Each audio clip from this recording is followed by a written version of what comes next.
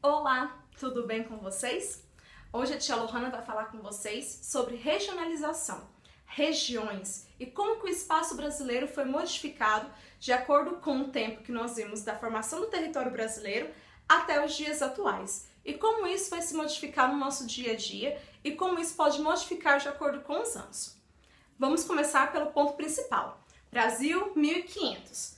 Nós temos a ocupação do território brasileiro, primeiramente pelos indígenas, que já estavam aqui no território antes mesmo dos colonos chegarem, mas eles não tinham uma noção de mudança estrutural dentro do nosso espaço geográfico. Então chega a figura do homem branco, do colono, do português, no primeiro momento, e faz a primeira modificação no território brasileiro. Qual que vai ser essa primeira modificação? A primeira modificação que nós temos é que eles ocupam apenas uma determinada região dentro do Brasil, que vai ser a região litorânea, que pega toda a faixa do Nordeste até a faixa Sul, mas que nesse primeiro momento nós vamos ter um foco principal apenas no Nordeste, que é onde eles atracam as primeiras caravelas.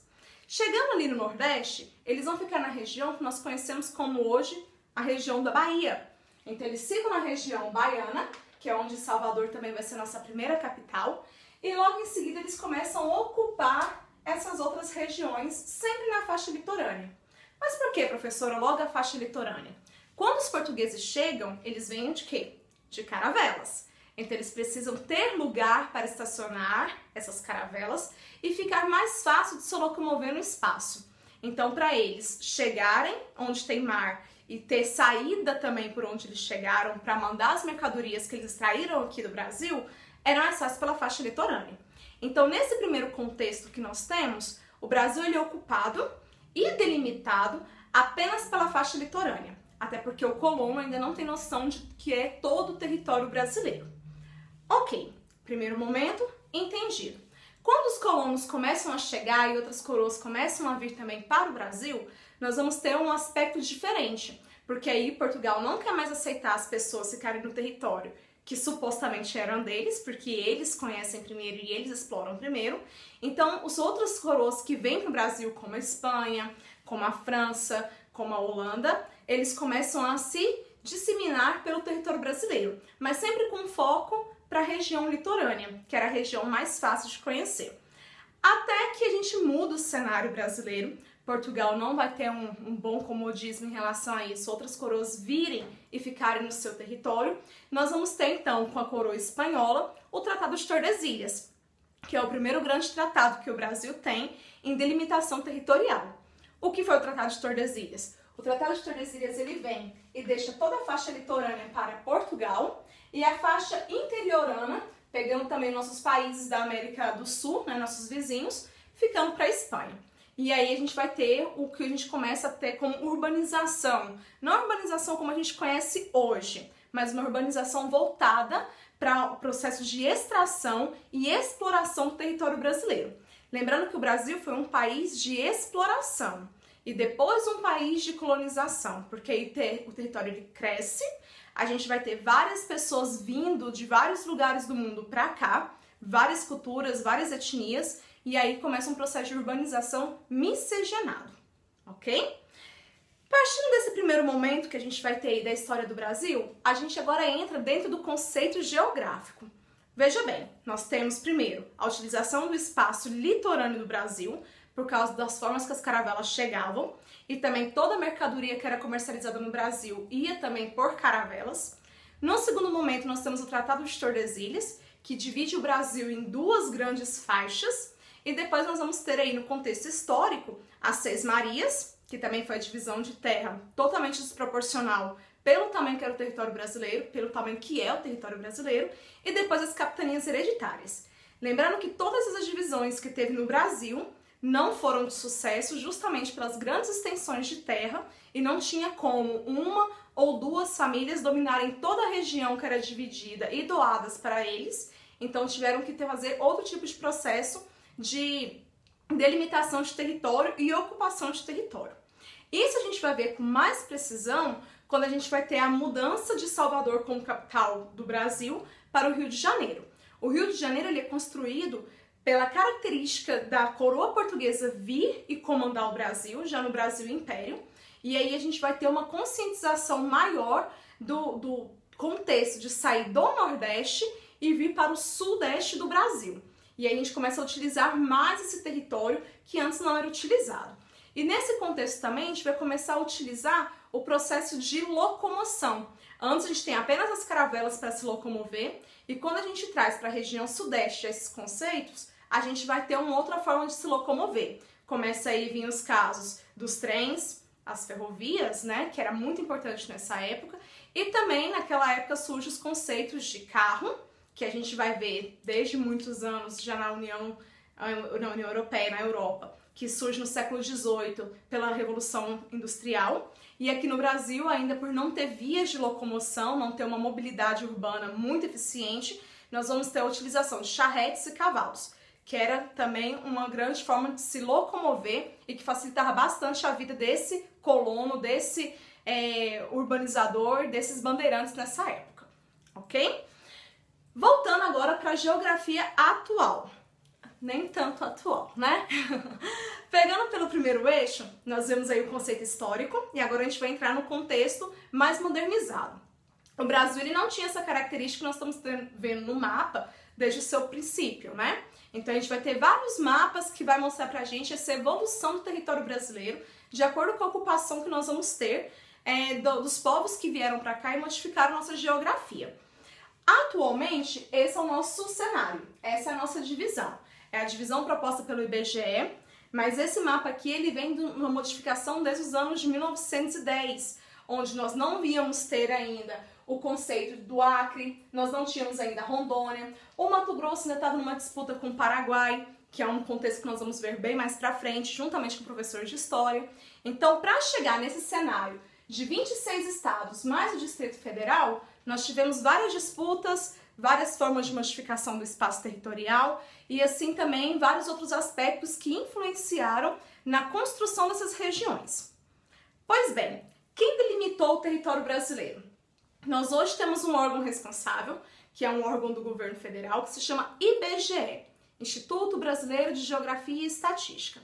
O IBGE propôs essa nova organização espacial para a gente, de acordo com critérios políticos administrativos, industriais, econômicos e culturais. Ou seja, cada região dessa, que no total são 5 macro-regiões, elas vai ter aspectos econômicos, políticos e culturais semelhantes. Por isso que região nada mais é do que a delimitação de um território com base ou no critério de semelhanças entre os seus estados, ok? No caso da regionalização do Brasil. Quais são as 5 macro-regiões do Brasil? Nós vamos ter a região norte, que é a maior região que nós temos em tamanho territorial, mas apesar de ser a maior que nós temos em território, ela é a que possui a menor quantidade populativa, que vai ser de apenas 10%.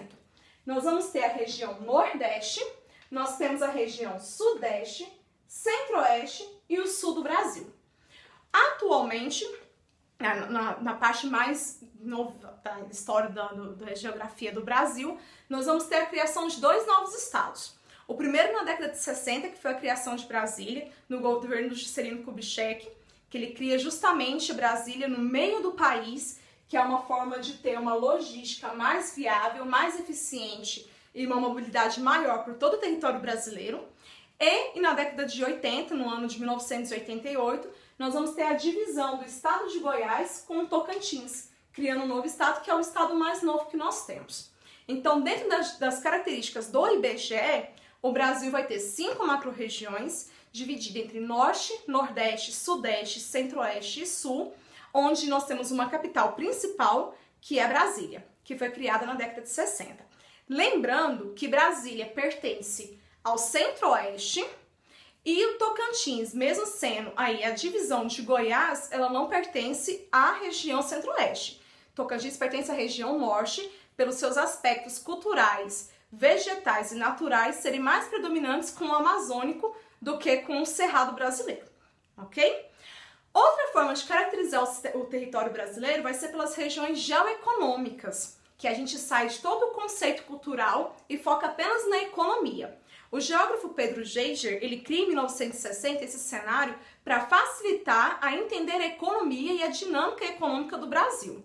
Ele divide o Brasil em 3 macro-regiões, que vai ser a Amazônia, que pega todo o território norte com alguns aspectos de outros estados, como por exemplo o Maranhão, que pertence à região Nordeste.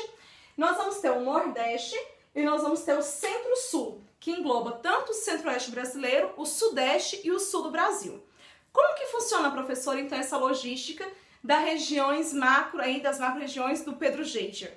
Veja bem, nós temos agora apenas aspectos econômicos. A Amazônia, ela vai ser a maior, como eu já comentei com vocês, mas em questão populacional, ela é a menor. Então, nós vamos ter o quê? Quais são os aspectos econômicos, por exemplo, da Amazônia? Os aspectos econômicos da Amazônia estão voltados apenas, assim, com maior fator, com maior força, para o extrativismo e para o avanço da agropecuária atual. Tanto é que um dos motivos pelo desmatamento da Amazônia estar tão grande é justamente pelo avanço da agropecuária na região norte, o que não é nada favorecível. Já na região nordeste, que apesar de ter a maior quantidade de estados, ela capta pra gente aí 30% da sociedade brasileira. Qual que é a função do Nordeste? Qual que é a economia do Nordeste dentro das regiões geoeconômicas? A economia nordestina ela vai estar focada ao quê? Pelo turismo, pela ação petroquímica, que hoje nós vamos ter aí a base da Petrobras na região de Pernambuco, nós vamos ter o artesanato e nós vamos ter também a rede hoteleira, que é justamente pelo atrativo aí do turismo que ocorre na região litorânea do Nordeste. A região Centro-Sul vai ser a nossa maior e a mais potente que vamos ter dentro das regiões geoeconômicas. Por que isso? Nós vamos ter o Centro-Oeste, o Sudeste e o Sul brasileiro. Lembrando que o Sudeste vai ser a maior região que nós temos de indústria e de população. O estado de São Paulo, por exemplo, habita 10 milhões de habitantes. Então, só São Paulo vai ter como característica uma megalópole e uma megacidade. As características econômicas dessas megacidades vão ser o quê? Dessas regiões geoeconômicas. Vai ser a agropecuária moderna, agropecuária de ponta, voltado principalmente pela soja, pelo gado de corte. Nós vamos ter aí a questão industrial, que é gigantesca, principalmente na região sudeste, na região sul, que vai voltar aí pela base da economia do calçado, alimentícia, de bens de consumos duráveis e não duráveis. E nós vamos ter também a questão do agronegócio, voltado principalmente para a região centro-oeste, estados como Mato Grosso e Goiás, que é o que vai abastecer aí a maior quantidade de estados possíveis dentro do nosso território, voltado aí para essa economia do agronegócio. Então nós vamos ter essa característica. A Amazônia, dentro da região geoeconômica, vai estar focada pelo extrativismo vegetal, mineral ou agropecuária, pelo avanço que nós temos hoje dentro da nossa região da Amazônia. O Nordeste vai estar concentrado principalmente pela questão hoteleira, do turismo e a petroquímica, sem contar também a questão cultural do artesanato e as feiras abertas. E na região Centro-Sul nós vamos ter uma logística maior e mais abundante de agronegócio extremamente moderno.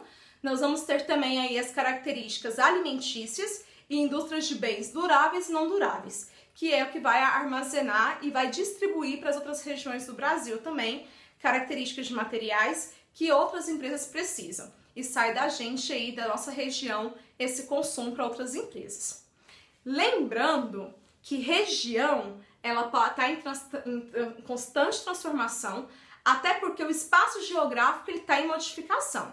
Então essas regiões que hoje eu mostro para vocês aqui nesse mapa, pode ser que daqui 10, 15, 20 anos ou menos sofra alguma alteração. Isso depende muito do cenário político, econômico e cultural que nós vamos estar vivenciando nos próximos anos.